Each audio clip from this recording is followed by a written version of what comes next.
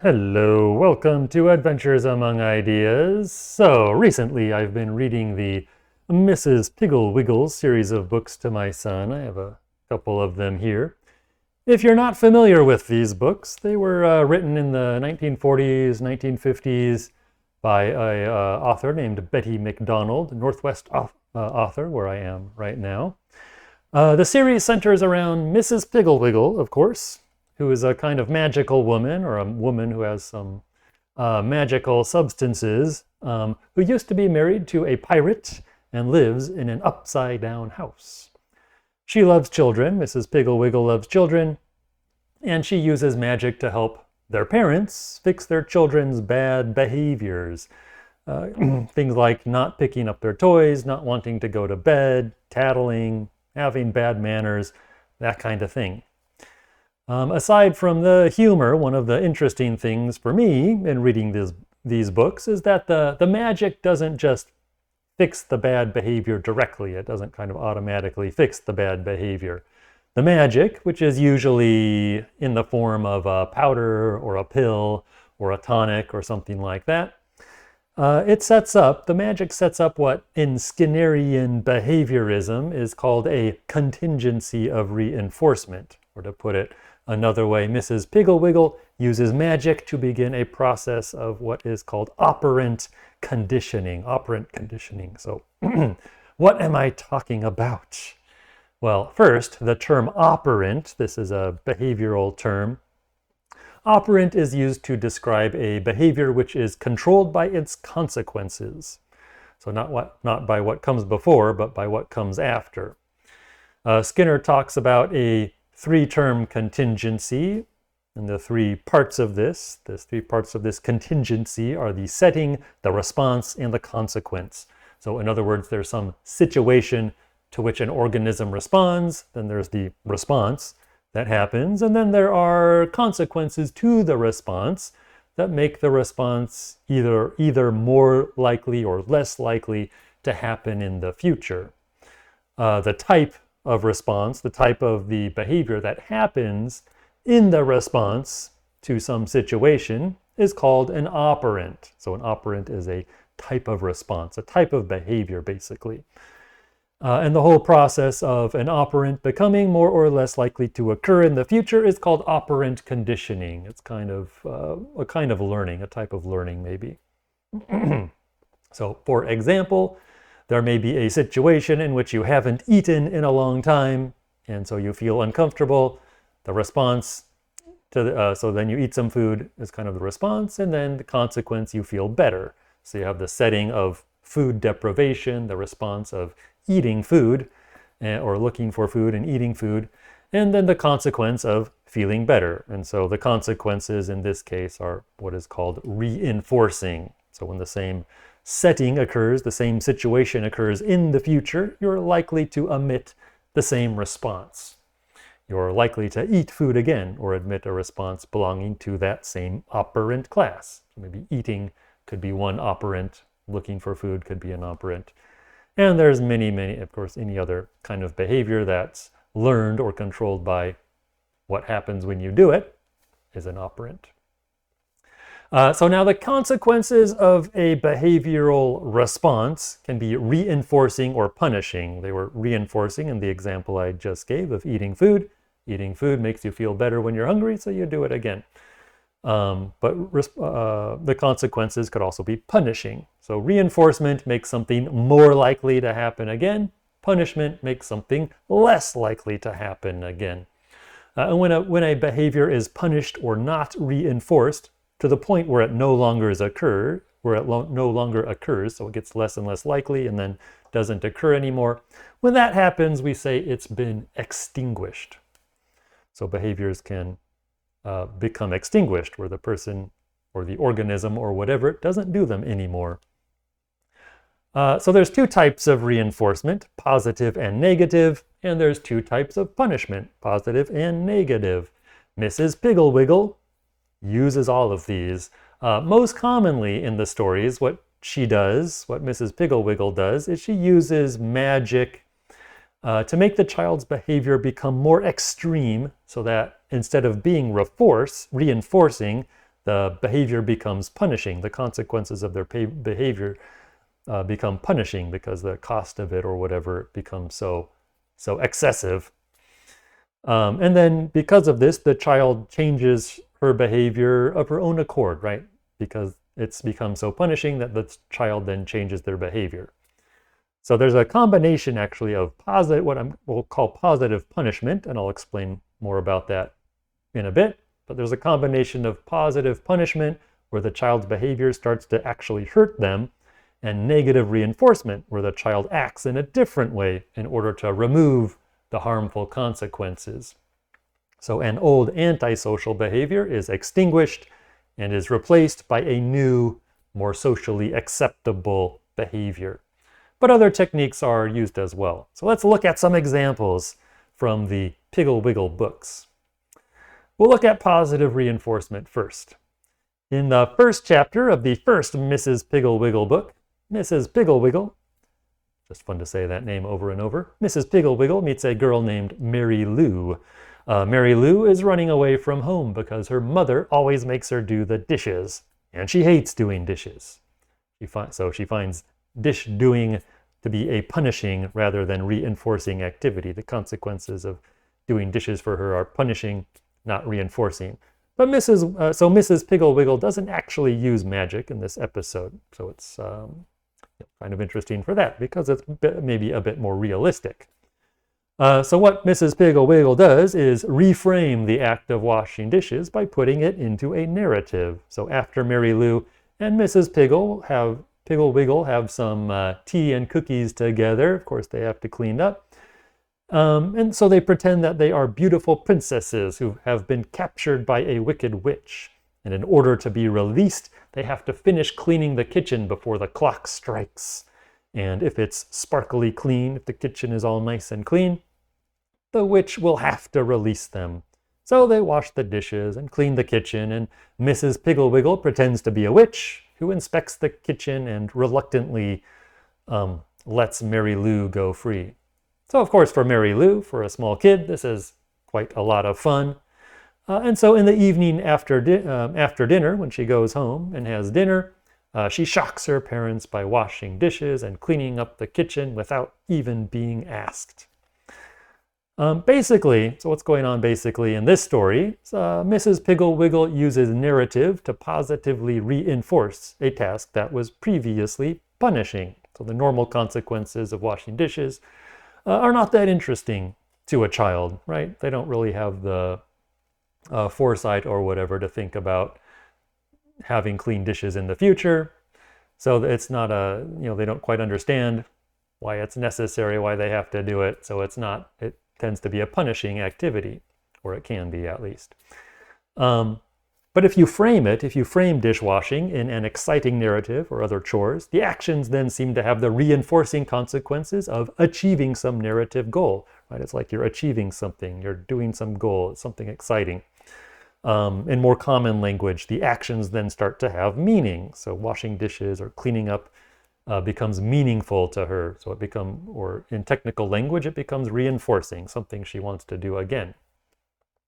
Of course, this example, even though it doesn't involve magic, is still a bit unrealistic. So in real life, you would need to do this sort of reinforcement repeatedly according to a certain schedule for it to stick. So you can get children to do all kinds of things like eating their vegetables or putting away their toys if you frame it as a game or a narrative. But this won't automatically change their behavior the next time. You need to do it in a systematic way, and parents don't always have the patience for this, as I've discovered being a parent who doesn't always have the patience to do these kinds of things, just want it to be cleaned up now. So of course this technique can also be abused, or all of the things I'll talk about can also be abused, but we don't need to get into examples of that here. All right, so an interesting example, that was a positive reinforcement, but an interesting example of negative reinforcement combined with positive punishment is found in the Tattletale Cure from the book Mrs. Piggle-Wiggle's Magic. And first I should clear up a confusion about negative reinforcement. So in popular culture, the term negative reinforcement is sometimes used to mean punishing someone or rewarding someone for bad behavior. But in behaviorism, negative is not about bad, positive is not about good. Instead, positive is about adding something, negative is about subtracting something. So it's positive and negative in that sense, adding something or subtracting something, taking something away. So when we talk about negative reinforcement, we're talking about removing a punishing stimulus. So taking away something that someone finds uncomfortable or inconvenient. And then positive punishment, on the other hand, is adding a stimulus that someone finds uncomfortable or inconvenient. The negative punishment, which we'll talk about later, is where you take away something that someone likes. So anyway, this will maybe become clearer when we discuss an example. So in the chapter on the tattletale cure, a brother and sister are always telling on each other in such an excessive way that it becomes very irritating to their parents. And of course, no one likes a tattletale. So Mrs. Piggle-Wiggle gives their mother a bottle of black pills. The pills have a special effect on the children. When one of the kids starts to tattle, a puff of black smoke with a tail hanging down comes out of their mouth and hangs around near the ceiling. The more they tattle, the more clouds of smoke hover over their heads. This is a positive punishment. Right? It's something added to the scene, a negative stimulus that's added. You probably wouldn't be very thrilled about clouds of smoke hanging over your head all the time. And this is taking place on the weekend, but obviously neither of the kids wants this to happen at school. That would be even more of a punishment. So the clouds, these tattletale clouds, punish tattletale behavior, but there's another effect, a further effect. Whenever the children see each other do something wrong but decide not to tattle, one of their clouds of smoke disappears. So this is negative reinforcement. This is a negative reinforcement because it's encouraging a behavior by removing something inconvenient. So they don't like the clouds. If they want them to go away, they need to do something, which in this case is not doing something, which is not tattling. So this technique of positive punishment plus negative reinforcement seems more effective than positive punishment alone. And the author recognizes this in some of her stories. So for example, in a chapter called The Heedless Breaker, the father in the story at one point punishes by spanking the misbehaving girl. There's a kind of positive punishment, right? You're adding an uncomfortable stimulus. But this isn't effective in changing the girl's behavior, right? So after the punishment, she still does the same things she was doing before. If you need to punish someone, and I should mention that, by the way, Skinner thought punishment should be avoided as much as possible. But if you really need to punish someone, it seems to work better if you can reinforce a new productive behavior while at the same time punishing an old destructive behavior. And this story gives a good example of that, right? It's helping the children do a new, more positive behavior, at least in terms of the story, while it's helping them get rid of an old destructive behavior or irritating behavior to their parents and teachers. All right, so let's move on. We've had a quick look now at positive and negative reinforcement and at positive punishment. Let's finish off with negative punishment. So this, again, is taking away something that someone likes. So like when the police fine you for driving too fast, they're taking away your money, which you probably like. An example of this is found in, example of negative punishment is found in The Show-Off Cure from the book Hello, Mrs. Piggle-Wiggle. This story is about a boy named Philip who likes to show off too much. He's always doing crazy things like riding his bike backwards down a hill while singing Polly Wolly Doodle. This behavior was probably originally positively reinforced by his classmates and maybe neighborhood kids who rewarded him for his show-off behavior with their attention and laughter and things like that. But his behavior's gotten out of control, so Mrs. Piggle-Wiggle gives Philip's parents a bottle of show-off powder. which they are supposed to sprinkle on him.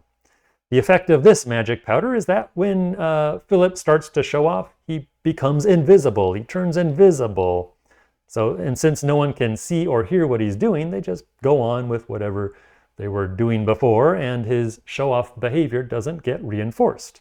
So in other words, the reaction of other people, which is what he wants, gets removed. Thus, negative reinforcement. You're subtracting something. After a while, Philip's show-off behavior is extinguished, right? The probability of its being emitted is reduced to 0, which is to say he stops showing off. And there's another, so this is another effect that can be hard to pull off in real life, right? Ignoring someone, or we also say giving someone the cold shoulder. It works up to a point, but since there are often multiple sources of reinforcement for a behavior, it's difficult to apply this systematically in real life, right? So you can very often find alternate sources for reinforcing some behavior. Some people like it, some people don't. So invisibility powder would be nice, since in that case no one could pay attention to the problematic behavior even if they wanted to. But yes, in real life it's more difficult to extinguish behaviors in this way. Yeah, so I'm not sure if all of Mrs. Piggle-Wiggle's tricks can be formulated in terms of positive and negative reinforcement and positive and negative punishment, but most of them, in my experience, can be actually. Mrs. Piggle-Wiggle uses magic, as I said, to set up contingencies of reinforcement and punishment, which change the children's behaviors. They learn not to do some things, they learn to do other things. It's a kind of magic-based operant conditioning. But I don't think the stories work this way because the author had any knowledge of behaviorism. So you might wonder, well, why did she make the stories this way? I don't think it's because she had any particular knowledge of behaviorism. So behaviorism existed at the time she was writing, but I'm not aware of any evidence that she knew about it, although of course she was well educated. Instead, what the author had, I think, was a keen eye for human behavior. She had plenty of experience with children, and she had an inheritance of folk wisdom about managing behavior. So behaviorism, in a sense, didn't really invent anything fundamentally new. It's been known forever that rewards and punishments affect behavior, of course.